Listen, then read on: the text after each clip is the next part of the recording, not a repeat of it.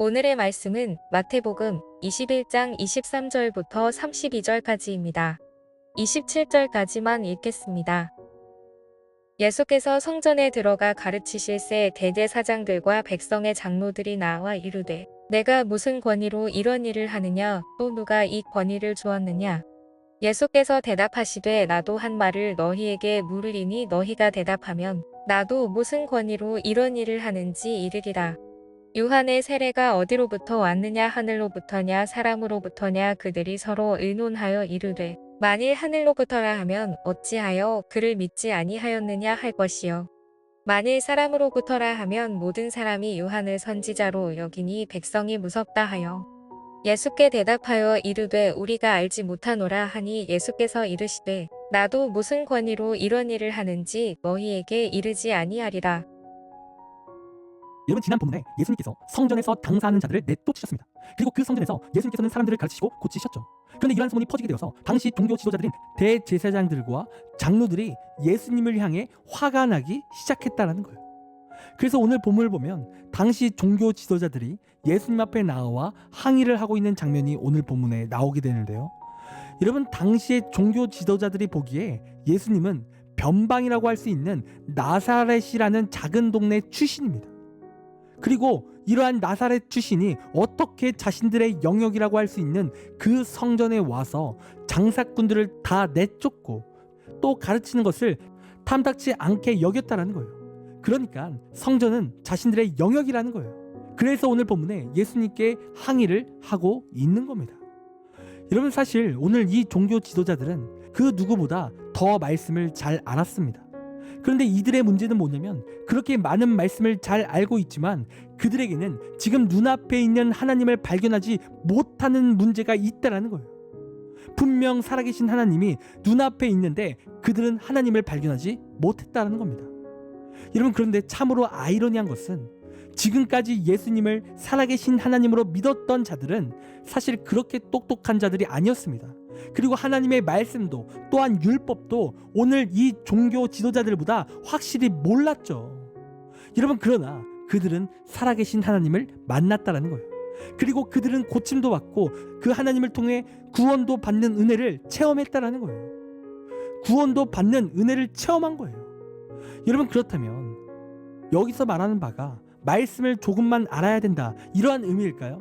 여러분, 하나님께 구원받기 위해서는 말씀을 읽지 말아야 된다, 이런 뜻일까요? 여러분, 아니에요. 여러분, 여기서 핵심은 무엇이냐면 말씀을 많이 아는 것보다 하나님을 어떻게 믿냐가 더 중요하다는 거예요. 여러분, 물론 말씀을 많이 알면 좋아요. 하나님이 어떤 분이신지 알 때 우리의 신앙은 유익이 반드시 있습니다. 그러나 우리가 하나님을 잘못 믿고 있으면서 말씀만 많이 안다면 여러분, 그건 잘못된 겁니다. 아무런 은혜와 능력이 없는 신앙인 거예요. 여러분, 오늘 종교 지도자들도 마찬가지였습니다. 그들은 하나님을 믿는다라고 말했지만 사실상 그들은 하나님을 안 믿었던 자들이에요. 그들은 항상 자신들을 위해 하나님을 잘 믿는 척 했어요. 사람들에게 인기를 위해서, 또 자신의 유익을 위해서, 자신의 그러한 부를 위해서 거짓된 외식을 했던 자들이 이러한 종교 지도자들이었습니다. 여러분, 구체적으로 말하면 오늘 이들이 예수님께 당신이 어떤 권위가 있어서 자신들의 구역인, 자신들의 영역인 그 성전에서 자신의 마음대로 하느냐, 이러한 질문을 예수님께 하는 거였습니다. 여러분, 이들이 이렇게 말할 때 그들은 이미 성전의 권리권이 자신들에게 있다라는 거죠. 그리고 이들이 성전의 권리권이 자신들에게 있다고 할 때 그 두 가지 이유가 있는데, 여러분, 그 두 가지 이유는 무엇이냐면 첫 번째로 그들은 사두개의 후손들인 자신들이 성전 권리권을 가지고 있다라는 생각을 했다라는 거예요. 여러분, 그리고 두 번째로 이것은 대놓고는 말할 수는 없지만 자신들은 로마 정권과 그 권력들과 야합해서 그 권리권을 돈 주고 샀기 때문에 실제로 자신들에게 그러한 권리가 있다고 그렇게 생각을 했다라는 거예요. 여러분, 물론 그것을 겉으로 드러내지는 않았죠. 그런데 이러한 생각으로 자신들에게 성전 권리권이 있고 성전이 자신들의 영역이라고 말할 때 굉장히 말도 안 되는 말인 거예요. 왜냐하면 그들이 자신들이 사두개의 후손들이라고 할 때 여러분, 사실 그건 입증할 수가 없습니다.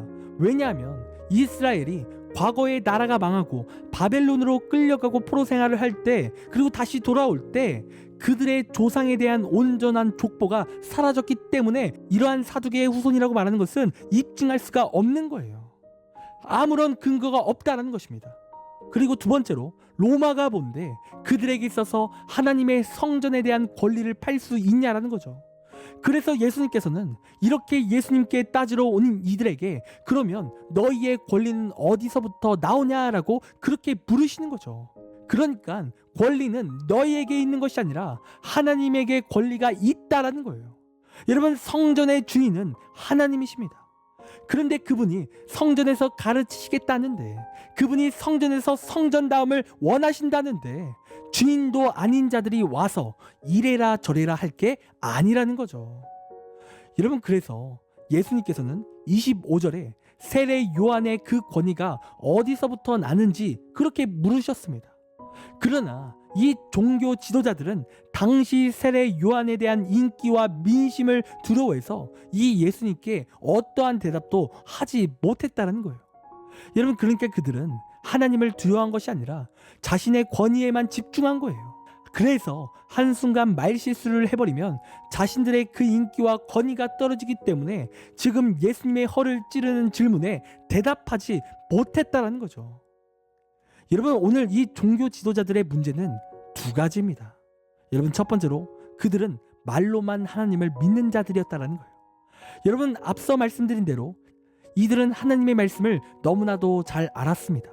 그런데 그들은 하나님을 믿는 것이 아니라 자신의 욕심만 가득했기에 눈앞에 살아계신 하나님을 발견하지 못했다는 거예요.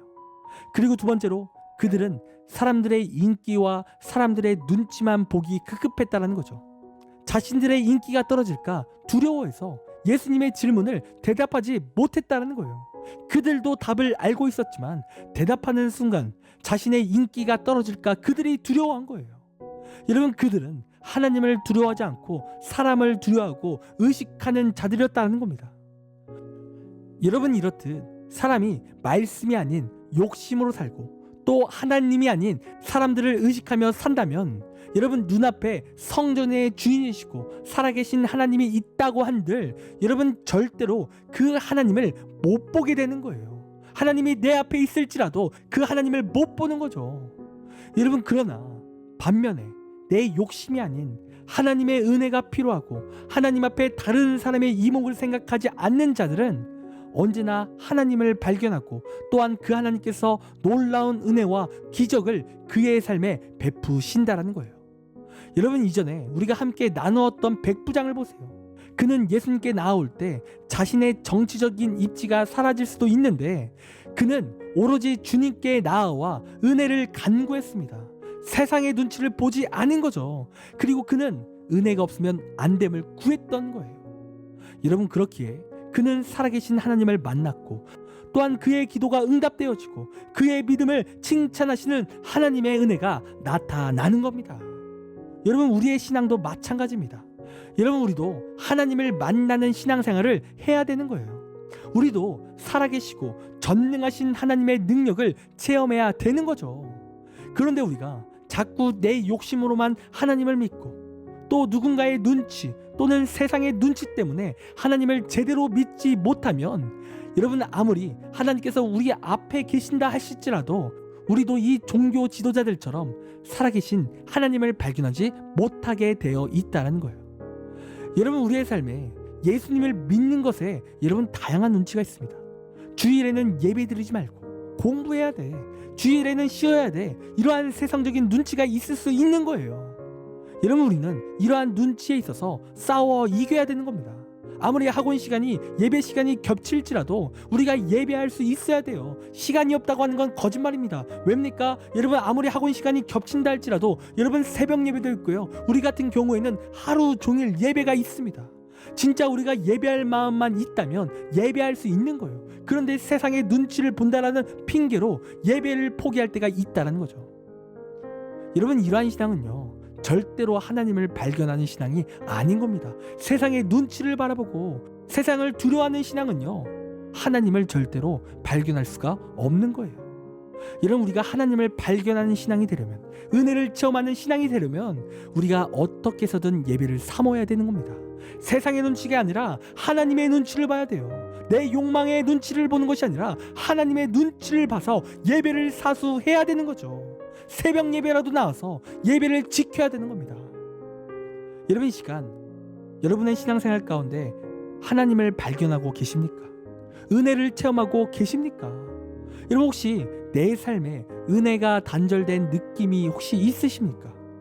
여러분, 그렇다면 이 시간 회개하시길 간절히 원합니다. 내가 내 욕심으로 살았는지, 또한 내가 세상 눈치를 보며 살았는지 이 시간 돌아보고 회개하길 간절히 원합니다. 그리고 이제는 욕심이 아닌 정말 하나님의 말씀대로 살아가는 귀한 신앙생활이 되길 간절히 원합니다. 우리가 그렇게 욕심이 아닌 하나님의 말씀으로 살아간다면 우리의 삶에 놀라운 은혜와 우리가 하나님을 날마다 발견하고 능력 안에 살아가는 신앙이 될 줄 믿습니다. 그러니 이 시간 나의 욕심과 세상의 눈치는 내려놓고 오직 하나님의 말씀으로 살아가는 우리의 귀한 삶이 되길 간절히 원합니다. 적용 질문 드리겠습니다. 내 욕심과 세상의 눈치를 보았던 적은 있으십니까? 그리고 내 욕심과 나를 두렵게 하는 세상의 눈치는 무엇입니까? 두 번째 질문입니다. 오늘 말씀에서 기억나는 것은 무엇입니까? 그리고 내 결단은 무엇입니까? 이 시간 댓글을 통해 함께 나누어 주시길 부탁드리겠습니다. 기도하겠습니다. 하나님, 우리가 언제나 하나님을 발견하는 그런 귀한 신앙이 되길 간절히 원합니다. 하나님, 우리가 언제나 하나님의 은혜로 살길 원합니다. 하나님, 우리의 삶을 인도하여 주셔서 주님 앞에 내 욕심과 세상의 눈치를 내려놓을 수 있도록 인도하여 주셔서 언제나 우리가 주님의 눈치를 보게 하시고 언제나 주님의 말씀으로 살아갈 수 있도록 날마다 새 힘을 공급하여 주시옵소서. 그리하여 내 삶을 통해 주님의 영광이 드러나게 하시고 또한 우리가 은혜를 풍성히 받는 귀한 신앙 될 수 있도록 인도하여 주시옵소서. 오늘 하루도 우리를 책임져 주시고 지켜 주시옵소서. 감사합니다. 사랑이 많으신 예수님의 이름으로 기도드립니다. 아멘. 이 시간 우리 말씀을 생각하며 1분 정도 개인의 기도 시간을 갖길 원합니다. 시간 기도하겠습니다.